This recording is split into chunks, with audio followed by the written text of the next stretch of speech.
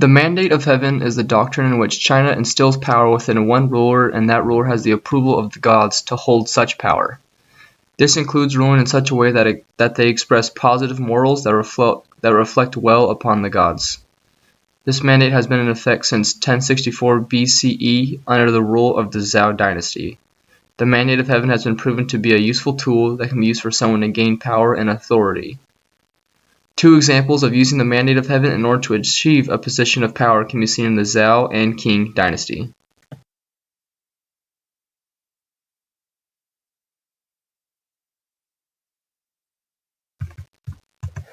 The founders of the mandate of heaven came from the Zhou dynasty era. The Zhou dynasty used this doctrine in order to overcome the Shang kings that were currently in place of ruling. They used this doctrine to overthrow the Shang kings by legitimizing their authority.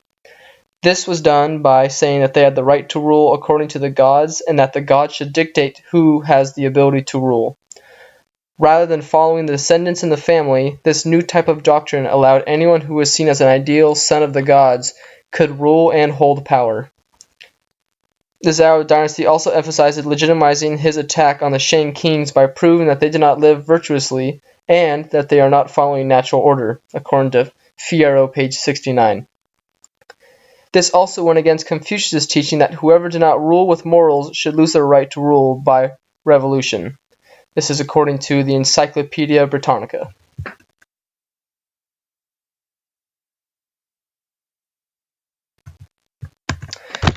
The Qing dynasty was instated after the Ming dynasty was overthrown because of the mandate of heaven. The Qing dynasty evolved from the Manchus after they declared that the Mings have lost the mandate of heaven, according to Columbia. Although they made this comment, they still held on to the most of Ming's beliefs since they were once legitimate, according to the gods. The only thing that made the rule not legitimate, according to the mandate of heaven, was that they no longer presented themselves as rightful holders of power. Of course, this is subjective to both the Manchus and China. This is yet another example of how the mandate of heaven can be used towards a ruler in order to gain power just by making the claim over another ruler. Without this doctrine in place, the Manchus would have had to conquer the Mings by force, taking a toll on both rules.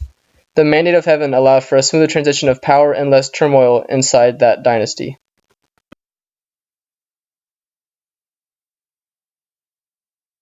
The rulers of China throughout most of history. The mandate of heaven can be seen in two perspectives.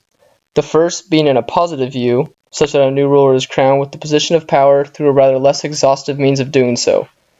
The other perspective being someone losing power solely due to the fact that something could have been out of their control has caused them to lose rule. This is all according to the belief of ideologies such that they are working directly underneath the gods, and that the gods have authority as to who can rule all of China. All of this could be rational or irrational. Nevertheless, this doctrine has been the decision maker for the rulers of China throughout most of history.